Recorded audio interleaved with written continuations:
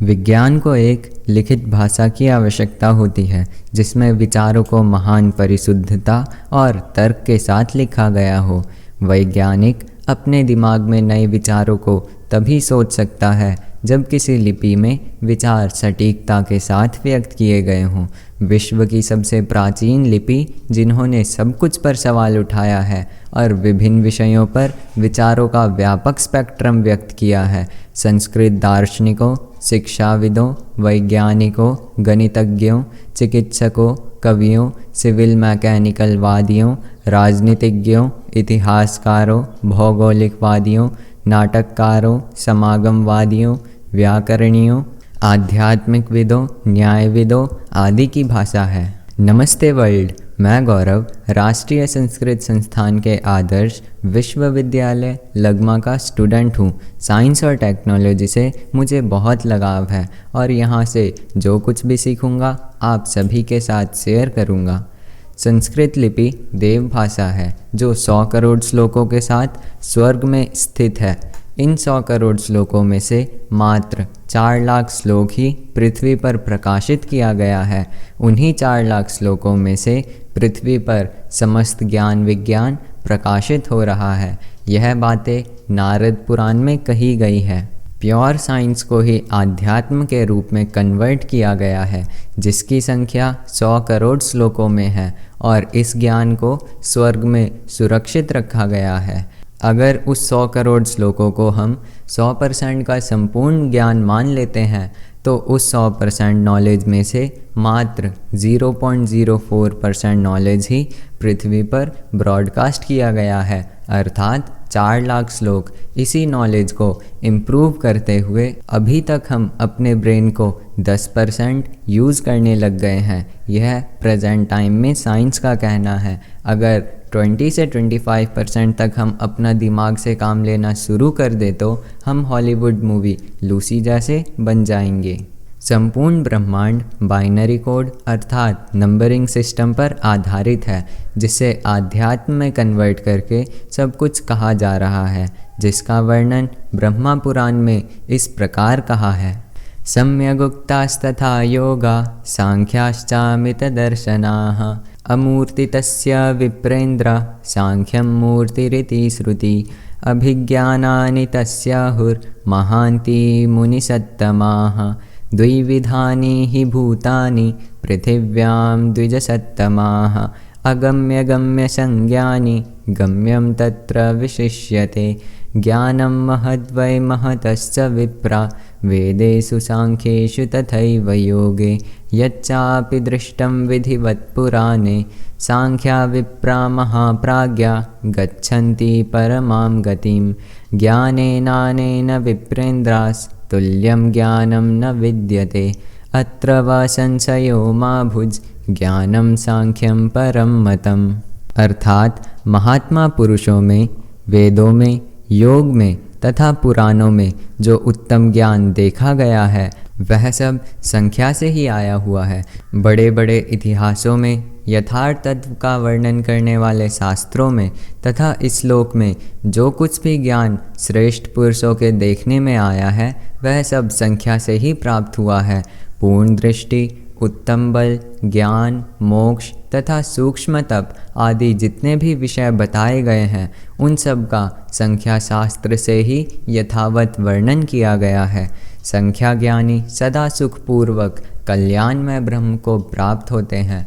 उस ज्ञान को धारण करके भी मनुष्य कृतार्थ हो जाते हैं। संख्या का ज्ञान अत्यंत विशाल और परम प्राचीन है। यह महासागर के समान अगाध, निर्मल और उदार भावों से पूर्ण है। इस अप्रमेय ज्ञान को भगवान नारायण ही पूर्ण रूप से धारण करते हैं। विप्रवरों, इस ज्ञान के समान दूसरा कोई ज्ञान नहीं है। इसके विषय में तुमको संदेह नहीं करना चाहिए। संख्या ज्ञान सबसे उत्कृष्ट माना गया है। मुनिवरों, यह मैंने तुमसे परम तत्व का वर्णन किया। दोस्तों, इस आध्यात्म रूपी विज्ञान को समझकर ही आर्यभट्ट ने जीरो का आविष्कार किया था, जिसे बहुत ही विस्तृत एवं व्यवस्थित तरीके से पुराणों में वर्णन किया गया है। इस विज्ञान को समझने के लिए श्रेष्ठ पुरुषों ने वेदांग नाम का शास्त्र बनाया, जिसमें 6 पार्ट हैं, जिसे सीरियल वाइज शिक्षा, कल्प, व्याकरण, निरुक्त, ज्योतिष और छंद कहते हैं, जिसे शास्त्र में इस प्रकार से गुणगान किया है। छंदः पादौ तु वेदस्य हस्तौ कल्पोत्थ पठ्यते ज्योतिषामयनं चक्षुर्निरुक्तं श्रोत्रमुच्यते शिक्षाघ्राणं तु वेदस्य मुखं व्याकरणं स्मृतं तस्मात् संगम अधीत्यैव ब्रह्मलोके महीयते। अर्थात छंद वेद रूपी पुरुष के पैर हैं, कल्प उसके 2 हाथ हैं, ज्योतिष 2 नेत्र हैं, निरुक्त 2 कान हैं, शिक्षा नासिका है और व्याकरण मुख है। सभी अंगों सहित वेद का अध्ययन करके ही मनुष्य ब्रह्मलोक में महिमा को प्राप्त होता है। लौकिक भाषा में इसका अर्थ है वेदांग विज्ञान के 6 पार्ट हैं, जो कोई भी इसे जोड़कर एक जगह एकत्र कर लेता है वह पुरुष वेद के विज्ञानमयी अर्थ को जानने वाला हो जाता है। जो विज्ञानमयी अर्थ जानने लग जाता है वह विज्ञान लोक में उत्तम परम पद को प्राप्त कर लेता है। वेदांग के इन 6 पार्टों को आज की लैंग्वेज में इजी वे से इस प्रकार समझा जा सकता है। शिक्षा means knowledge of the letter and numbers, कल्प means knowledge of the universe number system. Vyakaran means how to make, crack and read secret language. Nirukt means how to code, decode and detect secret metal. Jyotish means engineering in super mathematics. Chand means how to make and control a superpower. इन 6 में से वेदांग के second part कल्प नाम के knowledge of the universe number system theory को step by step जानेंगे। Universe के number system को समझने के लिए इसे 9 भागों में बांटा गया है, जिसका वर्णन शास्त्र ने इस प्रकार से किया है। ब्राह्मं दिव्यं तथा पितृं प्राजापत्यं गुरोस्तथा सौरं च सावनं चांद्रम आर्क्षं मानानि वै नव। अर्थात ब्रह्मा, दिव्य, पितृय, प्रजापत्य, गुरु, सौर, सावन, चंद्र तथा नक्षत्र, ये 9 प्रकार के कालमान बताए गए हैं। यह श्लोक सूर्य सिद्धांत का है, जिसमें ऑर्बिट और स्पेस कैलकुलेशन के बारे में बताया गया है। नासा जैसे स्पेस ऑर्गेनाइजेशन भी अपने स्पेस एम्प्लॉयज़ की ट्रेनिंग में सूर्य सिद्धांत को कंपलसरी रखता है। ब्रह्मा, प्रजापत्य, बृहस्पति, दिव्य, पितृय, सौर, सावन, चंद्र और नक्षत्र, ये सभी यूनिवर्स के कैलकुलेशन मेजरमेंट पार्ट हैं।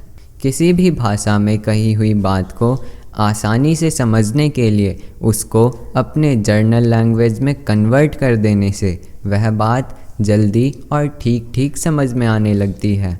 जैसे ऊपर कही हुई 9 कैलकुलेशन को अपनी भाषा में समझे तो यह इस प्रकार से होगा। पहला, ब्रह्ममान को संस्कृत में कल्पमान कहा है। इसी को हिंदी में ध्रुव तारा और इंग्लिश में पोल स्टार कहते हैं। दूसरा, प्रजापत्यमान को संस्कृत में मनवंतर कहते हैं। इसी को हिंदी में सप्तऋषि और इंग्लिश में बिग डीपर स्टार कहते हैं। तीसरा, बृहस्पतिमान को संस्कृत में संवत्सरमान कहते हैं। इसी को हिंदी में गुरुमान और इंग्लिश में जुपिटर कहते हैं। चौथा, दिव्यमान को संस्कृत में देवसुरमान, इसी को हिंदी में उत्तरायण दक्षिणायन और इंग्लिश में नॉर्थ एंड साउथ पोल कहते हैं। पांचवा, पितृयमान को संस्कृत में संध्या संध्यांश, इसी को हिंदी में पक्ष और इंग्लिश में इसका कोई नामकरण नहीं है, किंतु ये दिन रात अलास्का में होता है। छठा, सौरमान को संस्कृत में सूर्यमान, हिंदी में रवि और इंग्लिश में सन कहते हैं। इस ब्रह्मांड के समस्त कैलकुलेशन सूर्य को बेस बनाकर किया गया है। सूर्य के द्वारा ही सभी प्रकार के टाइम कैलकुलेशन संभव है। यह बात ब्रह्मा पुराण में कही गई है। शना मुहूर्ता दिवसा निशा पक्षाश्च नित्यश मासा संवत्सरश्चैव ऋतवश्च युगानि च। अर्थात क्षण, मुहूर्त, दिन, रात, पक्ष, मास, संवत्सर, ऋतु और युग, इनकी काल संख्या सूर्य के बिना नहीं हो सकती।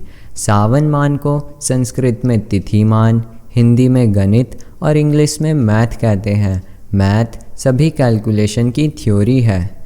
गण्यते संख्यायते तद्गणितं तत्प्रतिपादकत्वेन तत्संज्ञं शास्त्रमुच्यते। जो परिकलन करता और गिनता है वह गणित है, उसके द्वारा प्रतिपादित तत्व नाम को ही शास्त्र कहता है। चंद्रमान को संस्कृत में योगमान, हिंदी में चंद्र और इंग्लिश में मून कहते हैं। नक्षत्रमान को संस्कृत में लग्नमान, हिंदी में नक्षत्र और इंग्लिश में लूनर कहते हैं। इन 9 मानों को 2 भागों में बांटा गया है, पहला मास और दूसरा वत्सर। मास में सौर, सावन, चंद्र एवं नक्षत्र हैं और वत्सर में ब्रह्मा, प्रजापत्य, गुरु, दिव्य एवं पितृय हैं। इन 9 कैलकुलेशन का वर्क एरिया डिफरेंट है, जिसे शास्त्र में इस प्रकार से परिभाषित किया गया है। चतुर्भिर्व्यवहारोऽत्र सौर चांद्रार्क्ष सावनई, अर्थात यहाँ पर सौर, चंद्र, नक्षत्र और सावन इन 4 मानों का व्यवहार होता है। गुरुचारेण संभूता षष्ट्याब्दा प्रभवादय, अर्थात बृहस्पति की चक्र क्रम से प्रभवादि 60 संवत्सर होते हैं। सुरासुराणां मन्योन्य महोरात्रं विपर्ययात् यत् प्रोक्तं तद् भवेद् दिव्यं भानुर्भगन पूरणात्, अर्थात सूर्य के 12 राशियों के भोग काल में देवताओं और दैत्यों का विपर्याय से जो अहोरात्र कहा गया है वही दिव्यमान होता है। मन्वंतर व्यवस्था च प्रजापत्य मुदाहृतम, अर्थात मन्वंतर व्यवस्था प्रजापत्यमान कहा गया है। न तत्र द्विनिशोर्भेदो ब्राह्मं कल्प प्रकीर्तितम, अर्थात कल्प का मान ब्रह्ममान कहा गया है, वहाँ दिन रात्रि का भेद नहीं होता। त्रिंशतातिथिभिर्मासस् चांद्र पितृय महास्मृतम, अर्थात 30 तिथियों का एक चंद्रमास होता है, वही पितरों का एक अहोरात्र होता है। इन 9 कैलकुलेशन थ्योरी में से मैथ, सन, मून और लूनर इन 4 टाइम साइकिल द्वारा मानव अपना वर्क करता है। मैथ थ्योरी द्वारा किस प्रकार यूनिवर्स नंबर सिस्टम को बनाया और बताया गया वह समझें। इस पिक्चर में मैथमेटिक्स सिंबल से हम सब परिचित हैं, जिसे हम सभी बचपन से ही स्टेप बाय स्टेप सीखते आते हैं। इन सिंबल्स में से कुछ बेसिक चीज़ें एवरीडे हमारी दिनचर्या में यूज़ आता है। बाकी के सिंबल्स जब आपका वर्क फील्ड सिविल, मैकेनिकल और केमिकल का हो उस समय यूज़ आता है। जैसे हमें आज का एजुकेशन इन सभी चीज़ों को सिखाता है, उसी प्रकार एशियंट एजुकेशन भी इन सभी मैथ्स थ्योरी को सिखाता है। किंतु समय परिवर्तन के साथ सभी चीज़ों का नाम बदल जाने के कारण शास्त्र में कहे गए विज्ञान का सही अर्थ नहीं समझ पाने के कारण अत्यधिक देर हो गई है। इस बात को जानते हुए सूर्य सिद्धांत में कहा गया है, युगानां परिवर्तेन कालभेदोत्र केवलः, अर्थात केवल युगों के परिवर्तन से शास्त्र में काल भेद उत्पन्न हो जाते हैं। जैसे एकम दशशतं चैव सहस्रायुतलक्षकं प्रयुतं कोटिसंज्ञां चार बुधमब्जं च खर्वकं निखर्व च महापद्मं शङ्कुर्जलधिरेव च अत्यं मध्यम परार्धम च संज्ञा 10 गुणोत्तराः, अर्थात 1, 10, शत, सहस्र, अयुत, लक्ष, प्रयुत, कोटि, अर्बुद, अब्ज, खर्व, निखर्व, महापद्म, शंकु, जलधि, अंत्य, मध्य, परार्ध आदि ये सभी संख्या बोधक संज्ञाएं हैं जो क्रम से सभी से 10 गुनी बड़ी होती चली गई है। इस श्लोक में हमें संख्याओं के समूह से परिचित करवाया है जो एक दूसरे से 10 गुनी बड़ी है। फिर इन संख्या समूह को शास्त्र ने एक एक नाम से संबोधन किया है, जिसे 1, 10, शत, सहस्र, अयुत, लक्ष आदि कहा है। इसी स्क्रिप्ट्स को जीनियस पर्सन अच्छी प्रकार समझकर अपने अपने लैंग्वेज में कन्वर्ट करते हैं, जैसे अभी इंटरनेशनल लैंग्वेज में वंस, टेंस, हंड्रेड्स, 1000, 10,000, 100,000 आदि नाम दिया गया है। इसी नाम को नेशनल लैंग्वेज में इकाई, दहाई, सैकड़ा, हज़ार, 10,000, लाख आदि नाम दिए हैं। यहाँ पर मेरे कहने का एक ही अर्थ है कि हम संस्कृत स्क्रिप्ट्स को समझकर अपने लैंग्वेज में ट्रांसलेट करके ज्ञान विज्ञान से परिचित हो रहे हैं। इसी प्रकार एशियंट कल्चर साइंस को समझने के लिए मैथमेटिक्स के बारे में नॉलेज कराता है, जैसे क्रमादुत्क्रमतो वापि योग कार्योत्तरम तथा, अर्थात स्थानीय अंकों का योग या अंतर क्रम या व्युत्क्रम से करना चाहिए। यहाँ हमें मैथमेटिक्स करने के दो मेथड बताए हैं, पहला क्रम यानी सीरीज़ और दूसरा व्युत्क्रम यानी पैरेलल। जब हम प्राइमरी में होते हैं तो मैथ व्युत्क्रम यानी पैरेलल में सीखते हैं, और जब सेकेंडरी में आते हैं तो उस समय क्रम यानी सीरीज़ में क्वेश्चन को सॉल्व करने लगते हैं। इसी प्रकार से जोड़, घटा, गुना, भाग, वर्ग, वर्गमूल, घन, घनमूल और भिन्न आदि के बारे में सिखाया गया है। जैसे हमारी डेली रूटीन टाइम, डेट और डे पर आधारित है, उसी प्रकार एशियंट कल्चर भी है। जिस प्रकार प्रेजेंट टाइम 24 आवर्स का होता है, उसी प्रकार एशियंट कल्चर भी 30 घड़ी का है। जैसे हमारे टाइम में आवर्स, मिनट्स, सेकंड, मिली सेकंड आदि हैं, उसी प्रकार एशियंट साइंस में भी निमेष, काष्ठा, कला, मुहूर्त आदि हैं। जैसे काष्ठा पंचदशाख्याता निमेषा मुनिसत्तम, काष्ठा 63 कला 63 कला मुहूर्तिको विधि, तावत् संख्यैरहोरात्रं मुहूर्तैर्मानुषं स्मृतम्, अहोरात्राणि तावन्ति मास पक्षद्वयात्मक। अर्थात 15 निमेष को काष्ठा कहते हैं। 30 काष्ठा की एक कला तथा 30 कला का एक मुहूर्त होता है। 30 मुहूर्त का मनुष्य का एक दिन रात कहा जाता है, और उतने ही दिन रात का 2 पक्षयुक्त एक मास होता है। इस तरह से एशियंट कल्चर ने अपने अनुसार सभी चीज़ों का नाम दिया हुआ है। अगर हम इसे ध्यान से नहीं समझेंगे तो हमें शास्त्र में मात्र धर्म उपदेश ही दिखाई देगा, विज्ञान नहीं। विज्ञान किसी भी चीज़ को समझने या समझाने के लिए एक बेस पॉइंट बनाता है, फिर उस बेस की सहायता से साइंस अपने सभी प्रश्नों का उत्तर ढूंढता है। उसके बाद उन सभी बातों को पब्लिक में रखता है। इस तरह से एशियंट साइंस ने भी यूनिवर्स नंबर सिस्टम को समझने और समझाने के लिए सूर्य को बेस बनाकर सभी बातें कही है। जैसे शास्त्र ने इस विषय को लेकर इस प्रकार से कहा है, क्षणा मुहूर्ता दिवसा निशा पक्षाश्च नित्यश, मासा संवत्सरश्चैव ऋतवश्च युगानि च। अर्थात क्षण, मुहूर्त, दिन, रात, पक्ष, मास, संवत्सर, ऋतु और युग, इनकी काल संख्या सूर्य के बिना नहीं हो सकती। एशियंट साइंस ने सूर्य को बेस बनाकर कैसे काउंटिंग को स्टार्ट करते हुए कहाँ समाप्त किया और किस प्रकार उस काउंटिंग मशीन को बना सकते हैं, इसका उल्लेख ब्रह्मा पुराण में इस प्रकार से बताया है। मनुष्य को एक मात्रा वाले अक्षर के उच्चारण में जितना समय लगता है वह मात्रा निमेष कहलाता है। 15 निमेषों की एक काष्ठा और 30 काष्ठा की एक कला होती है। 15 कला एक नाड़ी का प्रमाण है, 2 नाड़ी एक मुहूर्त, 30 मुहूर्त का एक दिन रात और 30 दिन रात का एक मास होता है, 12 मास का एक वर्ष होता है। देवलोक में यही एक दिन रात कहलाता है। ऐसे 360 वर्षों का देवताओं का एक वर्ष होता है। 12,000 दिव्य वर्षों का एक मनवंतर बताया गया है।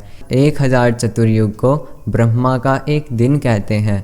यही एक कल्प कहलाता है। यहाँ तक एशियंट काउंटिंग मात्रा से प्रारंभ होकर कल्प पर समाप्त हुआ, ये बताया। अब इस टाइम कैलकुलेटर को मनुष्य किस प्रकार मेजरमेंट द्वारा बनाए वह सुने।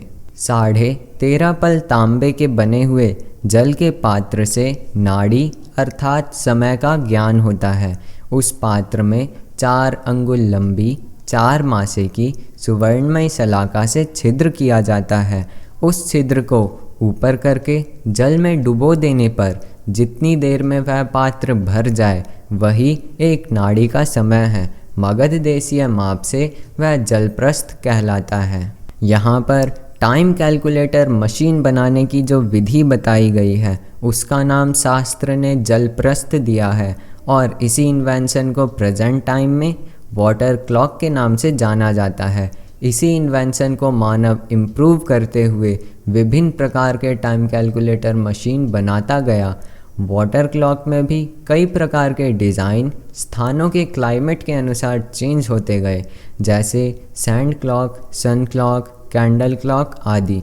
जो इसको इम्प्रूव करते गए वो उस समय के हिसाब से डिज़ाइनिंग इंजीनियर्स कहलाए। यही इम्प्रूवमेंट आज तक चला आ रहा है। इसके बाद वॉल क्लॉक आई जो शुरुआत में चर्च पर लगाई जाती थी, फिर रिस्ट वॉच आई और अभी प्रेजेंट में डिजिटल क्लॉक का हम सब यूज़ कर रहे हैं। आगे जाकर इसका भी इम्प्रूवमेंट हो जाएगा, तब वह किसी और डिज़ाइन में यूज़ हो रहा होगा। ऊपर में बताया था कि विज्ञान को एक लिखित भाषा की आवश्यकता होती है जिसमें विचारों को महान परिशुद्धता और तर्क के साथ लिखा गया हो। वही बात यहाँ ब्रह्मा पुराण में थ्योरी एंड प्रैक्टिकल के द्वारा टाइम कैलकुलेटर कैसे बना और किस नाम से किया वह बताया गया। पृथ्वी पर जो 0.04% नॉलेज ब्रॉडकास्ट किया गया है उसमें उस समय के अनुसार बहुत ही इजी वे के द्वारा हमें कुछ करने के लिए इंस्पायर किया जाता है और मानव उसी इंस्पिरेशन से प्रभावित होकर आगे बढ़ते हुए अभी तक अपने दिमाग को 10% यूज़ करने लगा है।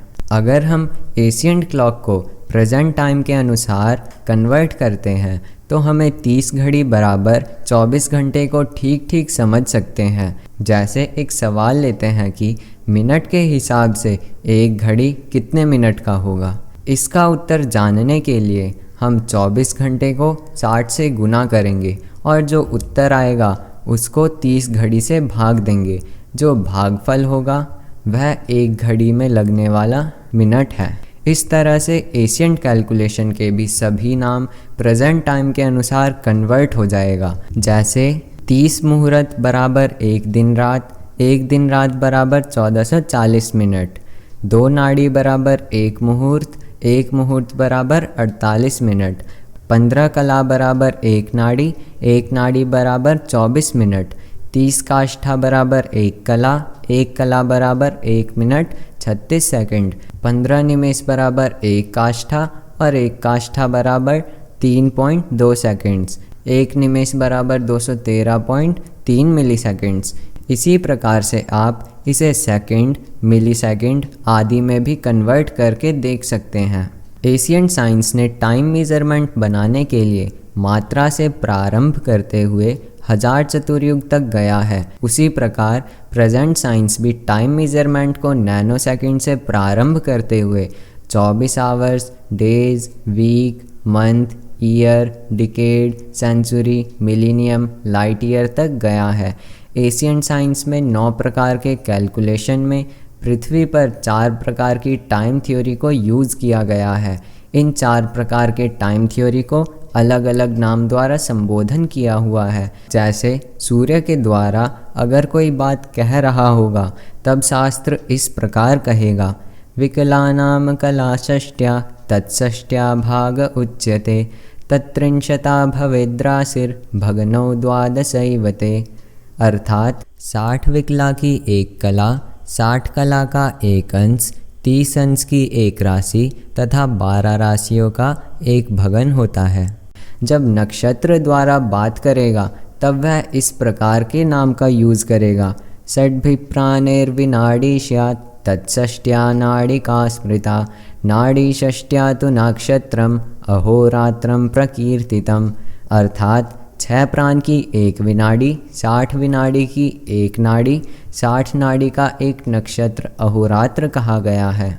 गणित अर्थात सावन के अनुसार काष्ठा पंचदशाख्याता निमेषा मुनिसत्तम काष्ठा त्रिंशत् कला त्रिंशत् कलामोहूर्तिको विधि तावत्संख्यैरहोरात्रं मुहूर्तैर्मानुषं स्मृतम् अहोरात्राणि तावन्ति मासपक्षद्वयात्मक। अर्थात 15 निमेष को काष्ठा कहते हैं। 30 काष्ठा की एक कला तथा 30 कला का एक मुहूर्त होता है। 30 मुहूर्त का मनुष्य का एक दिन रात कहा जाता है और उतने ही दिन रात का 2 पक्ष युक्त एक मास होता है।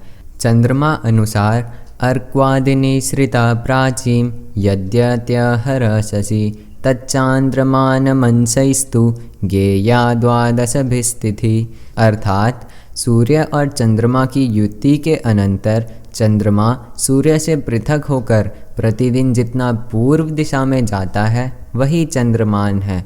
सूर्य से चंद्रमा के अंतर 12 अंश होने पर एक तिथि होती है। जिस प्रकार चारों मान का कैलकुलेशन थ्योरी अलग अलग बताया है, उसी प्रकार इन चारों महीनों के नाम भी अलग अलग हैं। जैसे भचक्रगतिरार्क्ष्यात् सावनं त्रिंशतादिनै सौरम संक्रमणं प्रोक्तम चांद्रे प्रतिपादिकम। अर्थात नक्षत्रों की गति के अनुसार गिना जाए वह आक्ष मास कहा है और पूरे 30 दिन का होए वह सावन मास कहा है। सूर्य को संक्रांति के क्रम से हो वह सौर मास है। प्रतिपदा आदि क्रम से चांद्र संज्ञक मास होता है। यहाँ उल्लेख श्लोकों के द्वारा चारों टाइम कैलकुलेशन थ्योरी को क्लियर करके कह दिया है कि नक्षत्र के महीने को आक्ष, सूर्य के महीने को संक्रांति, गणित के महीने को सावन और चंद्र के महीने को चंद्रमास द्वारा संबोधन किया जाता है।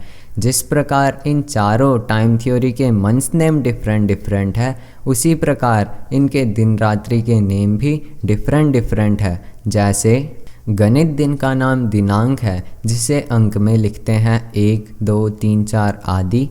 सूर्य दिन का नाम वार है, जिसे रविवार, सोमवार आदि कहते हैं।